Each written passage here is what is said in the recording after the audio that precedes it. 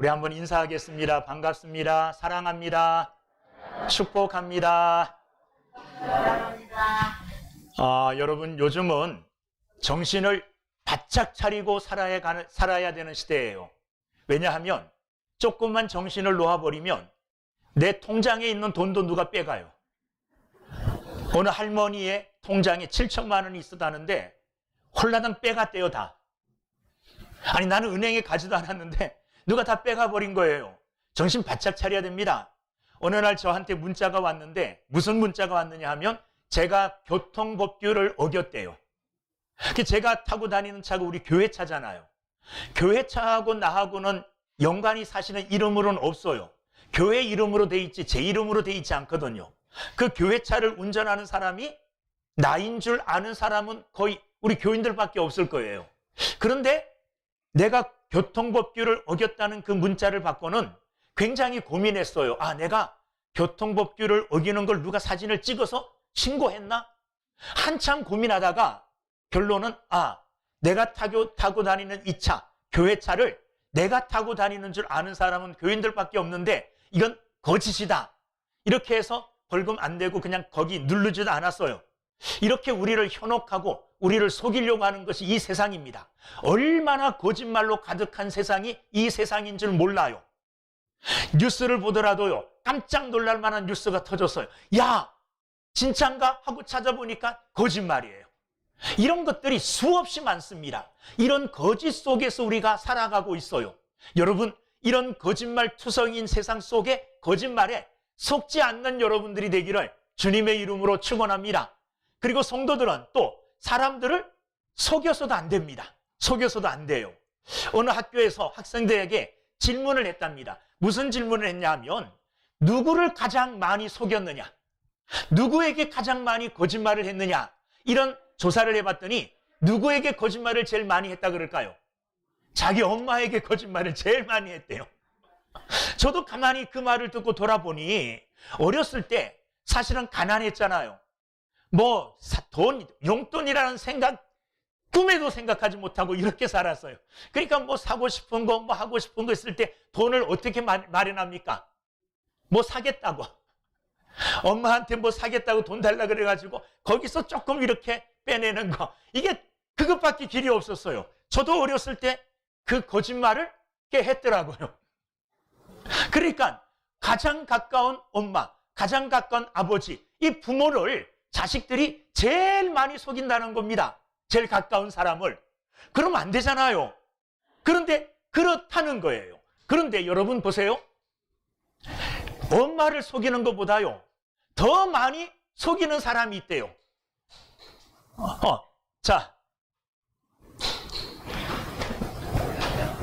자, 가능하면 예배 시간에는 이렇게 하면 안 돼요. 예배에 집중할 수 있도록 다른 거 하면 절대 안 됩니다. 좀 참으시고 예배 전에, 좀 더운 것 같으면 예배 전에 뭘 다 해놓고 이래야지 우리가 예배 드리는 태도, 가장 기본적인 것, 이것부터 우리가 다시 점검해야 됩니다.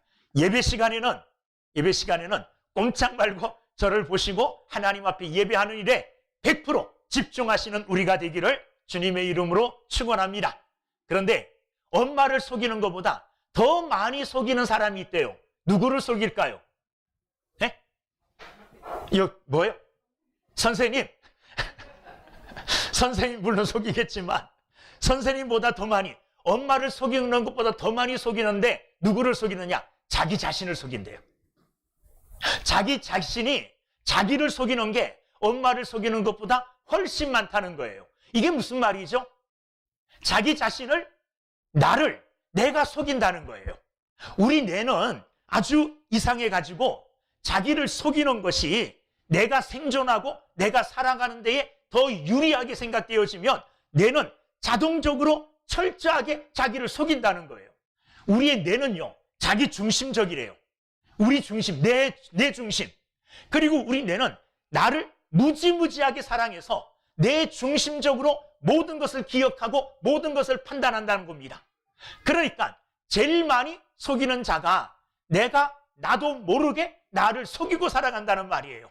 얼마나 많이 속이는지 내 자신도 헤아릴 수 없을 정도로 나를 속인다는 겁니다. 여러분, 세상 가운데 살면서 나를 속이는 건 좀 괜찮습니다. 그러나 신앙적으로, 믿음으로 나를 속이는 경우가 굉장히 많습니다. 어느 때에 나를 속입니까? 이런 거죠. 하나님 아버지, 내가 어떻게 하겠습니다. 이렇게 하나님 앞에 결단을 하죠. 그건 사실 하나님을 속이는 것과 더불어 나를 속이는 거예요. 내가 이렇게 하겠다고 했는데 그렇게 안 하는 거예요. 하나님, 내가 하나님을 위해서 이렇게 주일 철저하게 성수하겠습니다. 감사도 하고 헌신도 하고 봉사도 하겠습니다. 만약에 그렇게 하나님 앞에 결단하고 또 내 자신에게 결단했어요. 내 자신에게 약속을 했어요. 그런데 그런 것들을 지키지 않는다는 거예요. 그런데 지키지 않으면서도 양심의 가책을 하나도 안 받아요. 왜 안 받느냐 하면 안 받아야지 편하게 사는 거예요. 만약에 내가 나를 속인 것 때문에 괴로워하고 힘들어하고 그러면 내 자신이 견딜 수가 없잖아요. 우리 뇌는 누구 중심이요? 내 중심, 철저하게 이기적으로 자기 중심이고 철저하게 자기만을 사랑해요. 그러니까 그런 것에 자책을 받아가지고 내 자신을 속이는 것에 대하여 자책을 받아가지고 괴로우면 나만 손해죠. 그런 것들은 이 뇌가 기억을 안 하려고 한대요.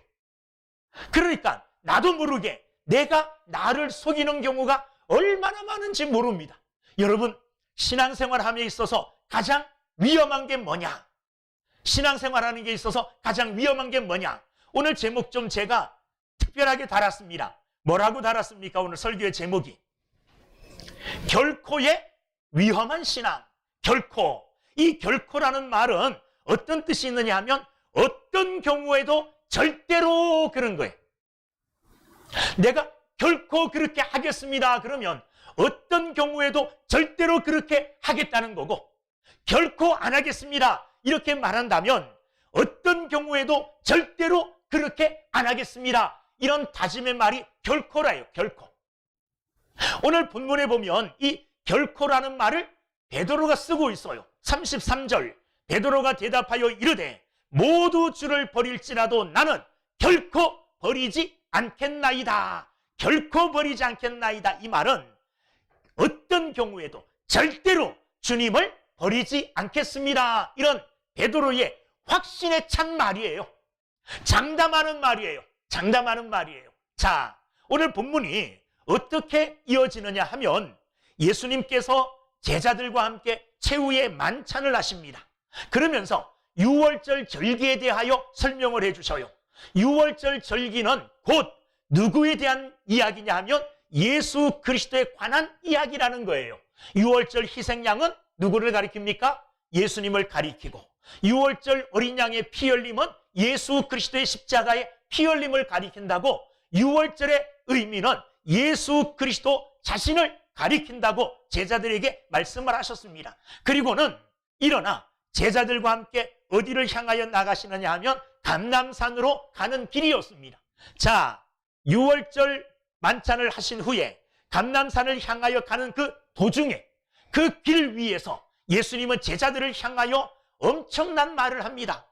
어떤 말을 하시느냐? 31절 그때는 그들이 감람산으로 나아갈 때입니다. 예수께서 제자들에게 이르시되 오늘 밤에 너희가 다 나를 버리리라. 기록된 바 내가 목자를 치리니 양의 떼가 흩어지리라 하였느니라. 무슨 말을 하시느냐 하면 오늘 밤에 너희들이 다 나를 배반하고 나를 다 버리고 도망칠 것이다. 그렇게 말씀하시는 거예요. 도망치는 이유가 뭐냐 하면 거기 버리리라 이 말은 걸려 넘어진다는 말이에요. 왜 버리느냐? 왜 걸려 넘어지느냐 하면 예수님 때문에 걸려 넘어진다는 말이에요. 그 뒤에 스가랴 선지자의 말씀을 예수님이 인용하십니다. 기록된 바, 이건 스가랴 선지자가 예언한 하나님의 말씀이에요. 내가 목자를 치리니 양의 떼가 흩어지리라. 목자를 치면, 목자가 없어지면 양들이 막 흩어지잖아요. 목자의 인도를 못 받으니까 어디로 갈지 모르며 갈팡질팡하며 다 흩어져요. 그런데 예수님은 제자들의 목자죠. 우리의 목자가 되시고 제자들의 목자가 되십니다. 예수님을 원수들이 쳐요. 예수님을 원수들이 잡아가요. 예수님을 원수들이 잡아가는 이 일 때문에 예수님이 잡혀가는 이 일 때문에 제자들은 넘어져서 예수님을 뭐 하게 될 것이라는 겁니까? 버리고 떠나게 될 것이라는 말이에요. 여러분, 제자들은요 3년 동안 예수님을 따라다녔어요. 예수님을 따라다니면서 그들의 마음속에는 예수님으로 인한 부푼 꿈들로 가득 차 있었습니다. 그런데 그 예수님께서 이렇게 말씀하셔요. 오늘 밤에 너희들이 나를 다 버리고 도망갈 것이라고 말씀하십니다. 그리고 예수님은 이 말씀이 끝난 후에 이 말씀으로 완전히 매듭을 짓는 것이 아니라 또 한 가지 말씀을 하셔요. 32절. 그러나 너희들이 나를 다 버리고 도망갈 것이다. 그러나 내가 살아난 후에 너희보다 먼저 갈릴리로 가리라. 너희들은 나를 다 버리고 도망갈 것이지만 내가 살아난 후에는 갈릴리로 가서 너희를 만날 것이다. 이렇게 예수님은 말씀해 주셨습니다. 자, 예수님께서는 제자들이 예수님을 향한 믿음을 버리고 넘어질 것이라는 것을 아셨어요. 모두가 다 버리고 도망갈 것이라는 걸 아셨습니다. 그럼에도 불구하고 베드로는 예수님의 이 말씀을 수긍할 수가 없었어요. 아니, 내가 예수님을 버리고 도망가다니. 그래서 33절에 베드로가 예수님에 대한 말씀에 대하여 이렇게 대답합니다. 어떻게 보면 항의일 수 있죠. 모두 주를 버릴지라도, 여기 있는 다른 제자들이 다 주님을 버리고 도망칠지라도 나는 결코 버리지 않겠나이다. 단언하면서 호언장담하고 있어요. 베드로는 절대로 예수님을 안 버릴 것이라고 뭐 하고 있습니까? 장담합니다. 여러분, 이 베드로의 이 장담이 거짓 장담일까요? 베드로는 진실되게 이 말씀을 했을 거예요. 이 말씀을 드렸을 거예요. 예수님, 내 마음을 모릅니까? 나는 정말로요, 결코 어떤 일이 있어도 예수님을 버리지 않아요. 예수님을 버리지 않겠습니다. 베드로의 이 말은 진실된 베드로의 신앙 고백일 수 있어요. 거짓말로 내가 어떤 어려움이 있으면 도망칠 거야, 이렇게 생각하고 이 말을 한 게 절대 아니에요. 어떤 일이 있어도 결코 주님을 버리지 않겠습니다. 베드로의 진심입니다. 그럼에도 예수님은 다시 이렇게 말씀하십니다. 내가 진실로 내게 이르노니. 이제는 전체 제자들을 향한 것이 아니라 이렇게 호언장담하는 베드로를 향하여 오늘 밤 닭 울기 전에 내가 3번 나를 부인하리라. 베드로를 콕 집어가지고 닭 울기 전에 오늘 네가 나 3번 부인할 거야, 이렇게 베드로에게 말씀을 하셨습니다. 자, 베드로 속이 타요. 예수님이 내 마음을 몰라주시는 것 같아요. 그래서 또 한 번 예수님께 항의하면서, 대항의라기보다 예수님께 항변하면서 이렇게 고백합니다. 베드로가 이르되 내가 주와 함께 죽을지언정 주를 부인하지 않겠나이다. 나는 죽는 한이 있어도 예수님을 부인하지 않겠습니다. 이런 베드로의 뭡니까? 결단의 말이에요. 그의 의지의 말이에요. 어떻게 보면 그의 마음속에 있는 주님을 향한 진실된 마음일 거예요. 베드로가 나는 죽어도 주님을 배반하지 않습니다, 이렇게 베드로가 예수님께 항변했어요. 베드로의 진심입니다. 그의 솔직한 마음의 상태일 거예요. 거짓됨이 아닐 것입니다. 그럼에도 불구하고 예수님은 베드로가 닭 울기 전에 3번 나를 부인하게 될 것이라는 것을 분명하게 말씀하셨습니다. 예수님의 말씀과 제자들과 베드로의 말이 달라요. 예수님은 버리리라. 제자들은 안 버리겠습니다. 예수님은 부인하리라. 절대로 부인하지 않겠습니다. 이렇게 말하고 있어요. 자, 그런데 몇 시간 지나지 않은 후에 그들의 행동으로, 그들의 삶의 결과로 예수님의 말씀이 맞았는지, 그들의 이 진실되고 단호한 결심의 말이 맞았는지가 판가름됩니다. 56절 쭉 내려가서 56절에 보면 거기에 이렇게 되어 있습니다. 마태복음 26장, 장이 넘어가지도 않아요. 56절, 그러나 이렇게 된 것은 다 선지자들의 글을 이루려 함이니라 하시더라. 이에 제자들이 다 예수를 버리고 뭐 했어요? 도망하니라 도망가 버렸어요. 베드로는 어땠습니까? 베드로도 자기가 절대로 죽을지언정 예수님을 부인하지 않겠다고 호언장담한 이 베드로의 장담도 몇 시간 있지 않아 무너지고 맙니다. 70절 말씀에 보면 베드로가 모든 사람 앞에서 부인하여 이르되 나는 내가 무슨 말을 하는지 알지 못하겠노라. 예수님을 뭐 했다는 겁니까? 부인했다는 겁니다. 두 번째 72절 베드로가 맹세하고 또 부인하여, 두 번째는요 그냥 부인하지 않아요. 맹세까지 하면서 부인합니다. 세 번째는 어떻게 합니까? 세 번째는요 저주하며 맹세하여 부인합니다. 점점 더 강하게 부인해요. 처음에는 그냥 나 그분을 모릅니다 이렇게 얘기했다가 두 번째 또 질문을 받자마자 맹세하면서 맹세코 모릅니다. 세 번째 또 그걸 하지 않느냐 물었더니 이제는 저주하면서 맹세하면서 모른다고 부인을 해요. 여러분, 결코 제자들은 자기의 마음에 있는 결단대로, 자기의 장담대로 예수님을 버리거나 예수님을 부인하지 않지 않았어요. 버렸고 부인했습니다. 여러분, 이 예수님의 말씀과 제자들의 이 답변을 통해서 우리는 몇 가지 중요한 교훈을 얻을 수가 있습니다. 본문을 통해서 우리가 꼭 배워야 될 본문의 말씀이 뭐냐 하면, 첫째는 모든 인간들은 아무리 믿음이 강하고 믿음이 약하고 신앙생활 오래한 아주 성숙한 이런 믿음의 사람일지라도 연약하다는 거예요. 넘어질 수 있다는 겁니다. 이것을 우리는 인정해야 돼요. 나는 제자들처럼 결단코 죽을지언정 이렇게 막 결심하고 장담하고 확신하고 이렇게 막 확신에 차서 외쳐도 그런 확신의 외침으로 우리의 믿음이 보존될 수 없다는 겁니다. 우리가 믿음에서 넘어지지 아니하고 굳건하게 설 수 없다는 거예요. 믿음은 내게서 나오는 게 아닙니다. 내 신념에서 나오는 게 아니에요. 믿음은 내 확신에서 나오는 게 아닙니다. 나는 절대로 구원받았어. 나는 결단코 나는 죽을지언정 이렇게 내가 끝까지 결단하고 확신하고 내 신념을 말해도 그 신념이 나를 지켜주지 못해요. 믿음은 내 안에서 솟구쳐 나오는 게 아닙니다. 신념과 틀려요. 믿음은 하나님께로부터 주어지는 선물입니다. 내게서 만들어지는 것이 아니라 하나님께로부터 하나님께서 우리에게 주시는, 그것도 값없이 거저 주시는 선물이라는 것을 알아야 돼요.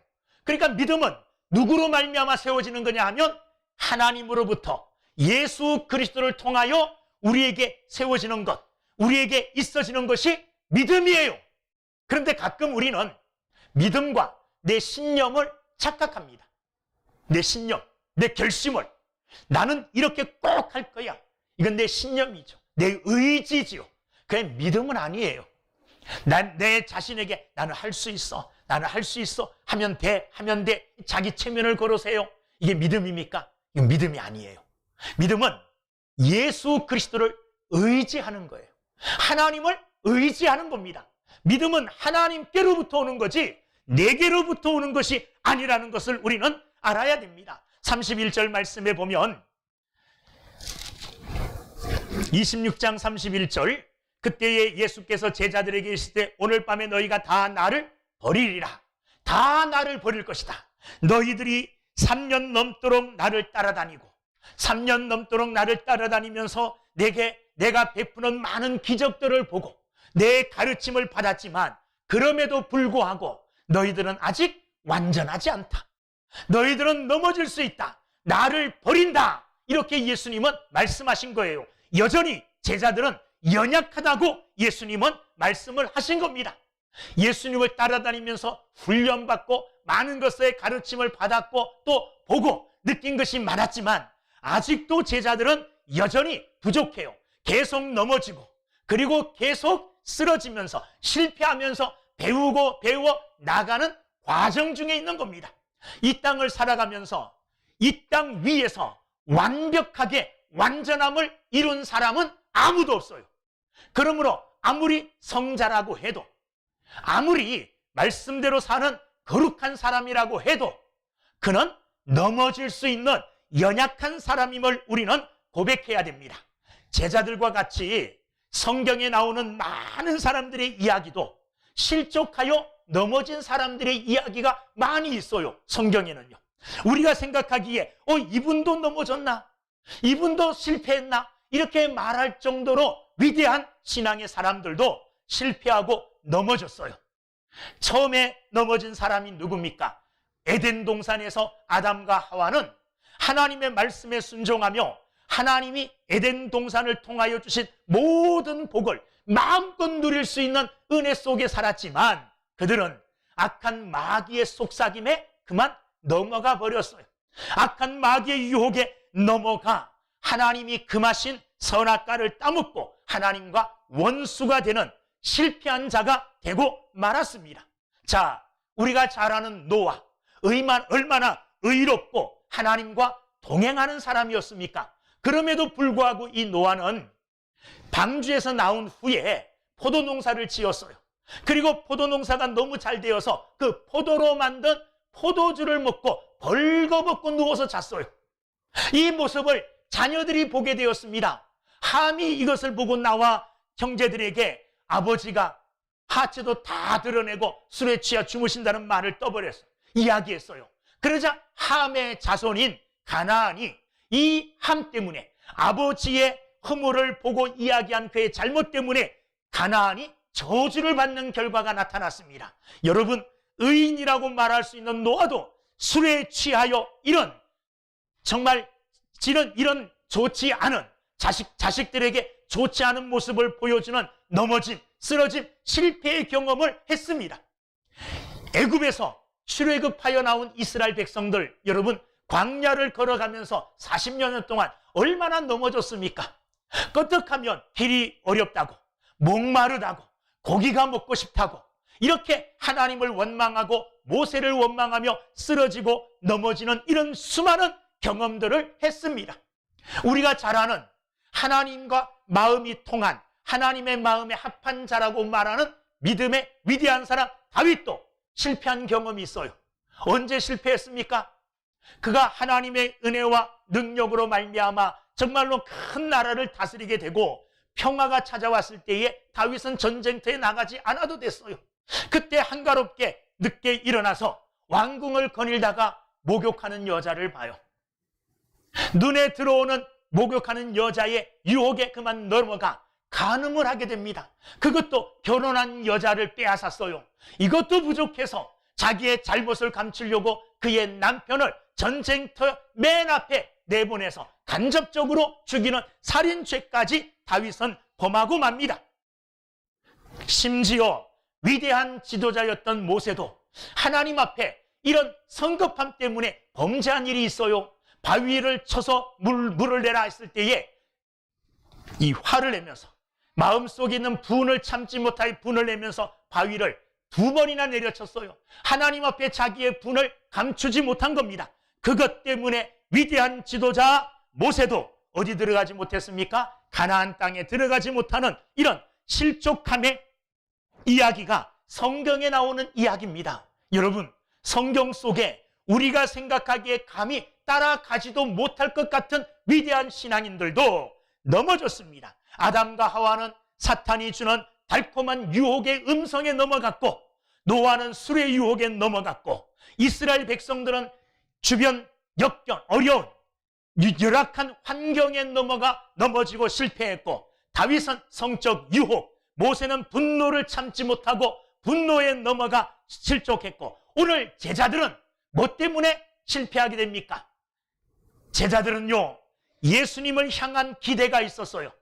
예수님을 따라다니면 이 예수님께서 이스라엘을 로마로부터 통일되게 하시고 12나라를 다스리는 권세를 가지게 될 것이다. 그러면 예수님을 따라다니던 우리도 한 고을 정도는 차지해서 다스리지 않을까, 이런 기대감과 이런 꿈을 가지고 예수님을 쫓아다녔는데, 예수님이 우리 제자들이 생각하던 그 기대대로 예수님이 로마와 싸워서 이스라엘을 독립시키는 것이 아니라 도리어 예수님이 뭐 하신다는 겁니까? 십자가에 죽으신다는 거예요. 십자가에 죽으신다는 거예요. 십자가에 죽으시기 위하여 원수들에 의하여 잡혀갑니다. 붙들려 가요. 이걸 본 제자들은 야, 우리가 예수님을 따라다니면 이런 기대가 있었는데, 예수님을 따라다니면 이런 소망, 이런 출세의 길이 있는 줄 알았는데 그게 아니었구나. 자기들의 기대가 예수님이 잡혀가는 것을 보고 그것 때문에 그들은 무너지고 그들은 넘어지고 말았다는 겁니다. 여러분, 이 땅을 살아가는 아무리 믿음 좋은 사람일지라도, 목사인 저일지라도 수없이 넘어지고 수없이 실패합니다. 수없이 실패하고 넘어지는 연약한 존재임을 저도 인정을 해야 되고 여러분들도 인정을 해야 돼요. 신앙 앞에서 자신하고 자만하고 나는 안 그래, 나는 절대로 안 그럴 거야, 나는 절대로 주님을 부인하지 않아, 나는 절대로 믿음을 버리지 않아, 이렇게 속단하고 이렇게 확신하고 자기 자신을 믿을 때에 그 자기 자신을 믿는 자만심 때문에, 자신감 때문에 오히려 제자들처럼 넘어질 수 있고 실패할 수 있다는 것을 여러분 기억하시고, 항상 하나님 앞에서 겸손하게, 하나님, 나는 연약합니다. 오늘도 하나님의 도우심이 없이는, 하나님의 은혜가 없이는 살 수 없는 존재입니다 하고 하나님 앞에 은혜를 구하며 하나님의 능력을 구하며 살아가는 겸손한 사람들이 되기를 주님의 이름으로 축원합니다. 두 번째, 오늘 본문 말씀을 통해서 우리가 또 알 수 있는 건 뭐냐 하면, 모든 인간들은 제자들처럼 연약하여 넘어질 수 있다는 겁니다. 그럼에도 불구하고 주님은 넘어진 우리를 버리지 아니하시고 넘어진 우리를 거부하지 아니하시고 다시금 우리에게 새로운 기회를 주시는 분이 주님이시라는 거예요. 32절 말씀을 보세요. 그러나 내가 살아난 후에 너희보다 먼저 갈릴리로 가리라, 이렇게 말씀하고 계셔요. 예수님께서는 제자들의 연약함을 아셨고 제자들이 예수님을 부인할 것을 아셨고 베드로가 3번 부인할 것까지도 아셨어요. 그러나 그들이 넘어지고 그들이 실패하지만 아주 넘어지거나 아주 실패하는 것은 아니라는 것을 주님이 또한 아셨습니다. 주님은 넘어져 실패한 제자들에게 다시 한번 뭘 주시느냐 하면 기회를 주시는 겁니다. 예수님이 십자가에 죽으셔요. 제자들이 볼 때는 예수님이 실패한 것 같죠. 그러나 예수님은 십자가의 죽으심으로 승리하셨어요. 골로새서 2장 14절 15절에 보면 우리를 거스르고 불리하게 하는 법조문으로 쓴 증서를 지우시고 제하여 버리사 십자가에 못 박으시고 통치자들과 권세들을 무력화하여 드러내어 구경거리로 삼으시고 십자가로 그들을 이기셨느니라. 골로새서 2장 14절 15절 말씀이에요. 예수님께서는 십자가에서 율법의 권세를 무너뜨렸고 사탄의 권세를 무력화시킴으로 십자가로 예수님은 승리하셨다는 겁니다.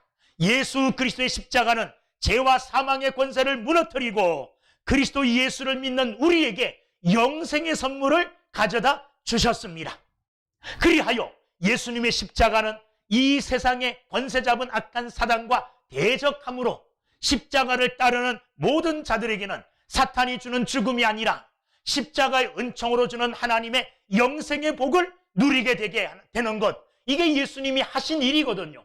예수님은 이런 일을 하시면서 십자가의 길을 걸어가셨어요. 십자가의 길을 걸어가실 때에 예수님을 따르던 제자들은 다 흩어져 도망가 버렸어요.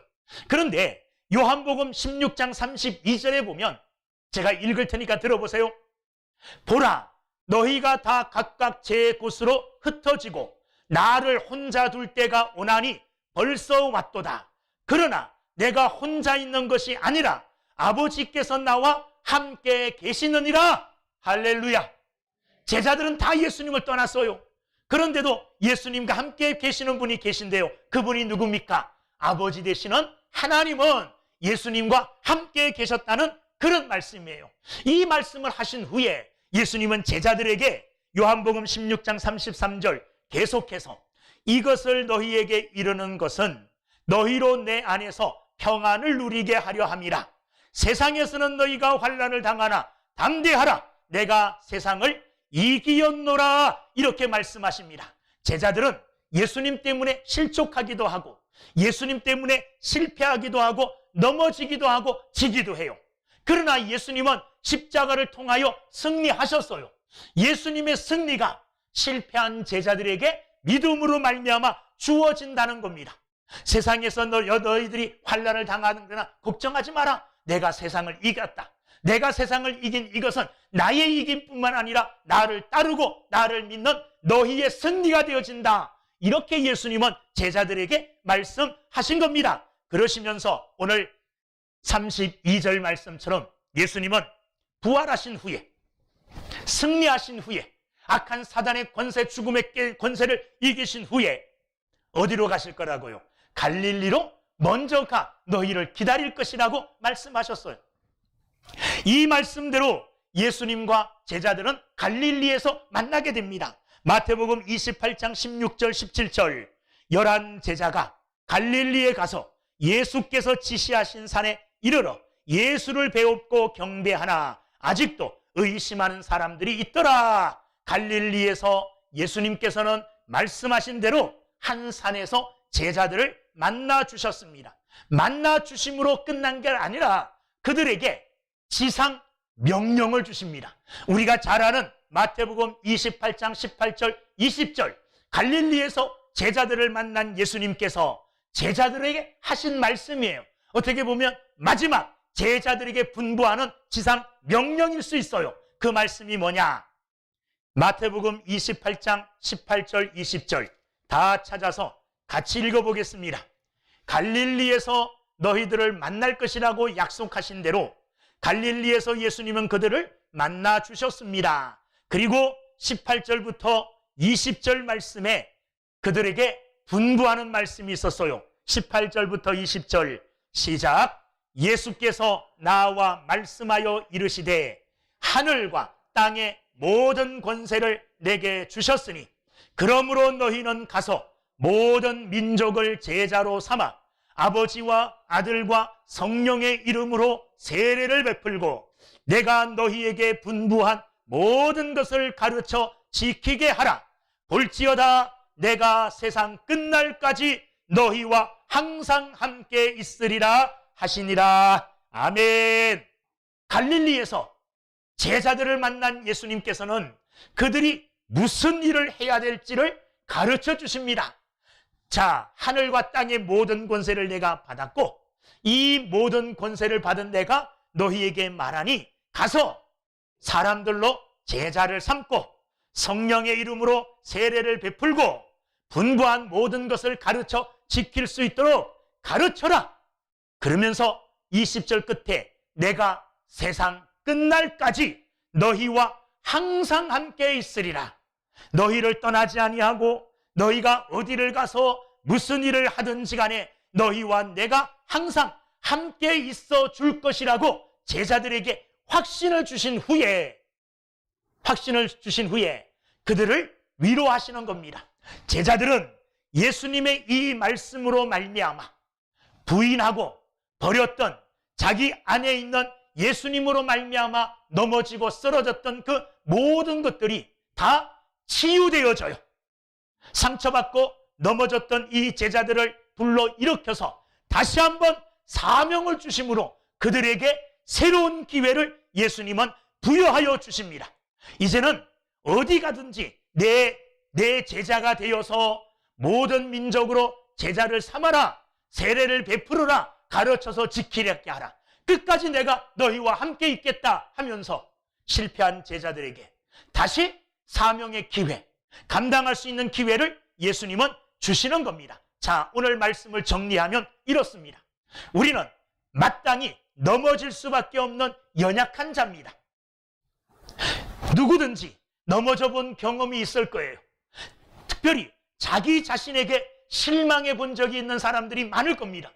저도 저에게 많은 실망을 해요. 내가 왜 이것밖에 안 되지? 내가 왜 이렇게 하면 안 되는데 이렇게 해야 되는데 이렇게 하고 있지? 내 자신을 바라볼 때 실망스럽고 내 자신을 바라볼 때 내 자신이 싫어질 때가 있어요. 넘어지는 거죠. 그러나 모든 사람들이 다 그렇다는 거예요. 그러나 좌절하지 말라는 겁니다. 넘어지고 실패했지만 주님은 다시 우리를 일으켜서 새로운 사명, 새로운 기회를 주시는 자비의 하나님이에요. 긍휼의 하나님이에요. 다시 한번 우리는 기회를 잡았어요. 이때까지 우리가 어떻게 살았는지 모르지만 갈릴리에 내가 너희들보다 먼저 가서 너희를 기다리리라. 이 말씀은 언제든지 내가 너희를 기다려주겠다. 내 앞에 다시 나오는 너희를 내가 언제든지 기다려주고 언제든지 내가 너희를 붙들어 일으켜주겠다. 언제든지 너희들에게 새로운 기회를 주겠다. 이 말씀 아니겠습니까? 이 은혜의 말씀이에요. 오늘까지 살아오는 동안에 하나님 앞에 내어놓을 만한 변변한 열매가 없을지라도 실망하면 안 됩니다. 주님은 다시 내게 기회를 주시는 분이에요. 그 기회를 우리가 어떻게 붙잡아야 되느냐? 나를 의지하고 내 신념과 내 사상과 내 확신을 믿고 그것 따르지 말고 누구를 따라야 되느냐? 예수님의 말씀을 따라야 됩니다. 다시 한번 본문 말씀을 잘 읽고 정리한 후에 마치도록 하겠습니다. 자, 31절 말씀 보세요. 마태복음 26장 31절 예수님의 말씀이에요. 예수님의 말씀, 오늘 밤에 너희가 다 나를 버리리라. 예수님이 오늘 밤에 너희들이 다 나 버릴 거야 이렇게 말씀하셨잖아요. 이게 누구의 말씀이에요? 예수님의 말씀이죠. 그죠? 그런데 제자들의 베드로의 말은 예수님의 그 말씀에 대한 답은 뭐냐? 안 버리겠습니다. 버리지 않아요. 예수님의 말씀과 반대되는 말이죠. 그래요, 안 그래요? 그렇잖아요. 그 다음의 말씀도 그렇습니다. 예수님께서 베드로에게 오늘 밤 다 굴기 전에 내가 3번 나를 부인하리라. 너 나 부인할 거야. 이렇게 말씀하신 게 예수님의 말씀이에요. 그런데 베드로의 말은 나는 죽을지언정 죽는 한이 있어도 주님을 부인하지 않습니다. 이게 베드로의 말이에요. 주님의 말씀이 옳을까요? 제자들의 말이 옳을까요? 주님이 더 세상을 알고 주님이 더 지혜롭고 주님이 더 능력 있고 주님이 더 앞날을 잘 아실까요? 제자들이 주님보다 더 잘할까요? 주님이 더 잘하시잖아요. 내가 생각하기에 이게 꼭 맞는 것 같아요. 이렇게 하는 게 정답인 것 같고 이렇게 하는 게 올바른 것 같아요. 그럼에도 불구하고 내 확신이, 내 장담이, 내 자신감이 하나님의 말씀과 대치될 때는, 하나님의 말씀과 다를 때에는 내 확신을 버릴 수 있는 게 믿음이에요. 그리고 누구의 말씀을요? 주님의 말씀을, 하나님의 말씀을 따르는 것이 믿음이에요. 이런 믿음의 삶을 사시는 여러분들이 되기를 주님의 이름으로 축원합니다. 그래서 예수님이 이런 말씀을 하셨어요. 너희들이 나를 따라오려면 자기를 부인하고 나를 부인하고 따라가야 된대요. 예수님을 따르는 길은요, 나를 부인한 겁니다. 내가 생각하기에 이게 확실히 맞아요. 나는 절대로 주님을 버리지 않아요. 나는 죽을지언정 주님을 부인하지 않아요. 이게 내 마음일지라도, 내 확신일지라도요. 내 확신일지라도 주님이 너 나 버려, 너 나 부인해. 그러면 그것을 인정할 줄 아는 것. 나를 부인하고 내 확신과 내 자만감을 내려놓고 내 생각으로는 아닌 것 같지만 주의 말씀을 따르는 이것이 믿음입니다. 이와 같은 믿음의 삶을 삶으로 여러분들의 삶에 믿음의 열매들이 맺혀지고 하나님이 기뻐하시는 선한 일들이 많이 생겨나기를 주의 이름으로 축원합니다. 기도하겠습니다.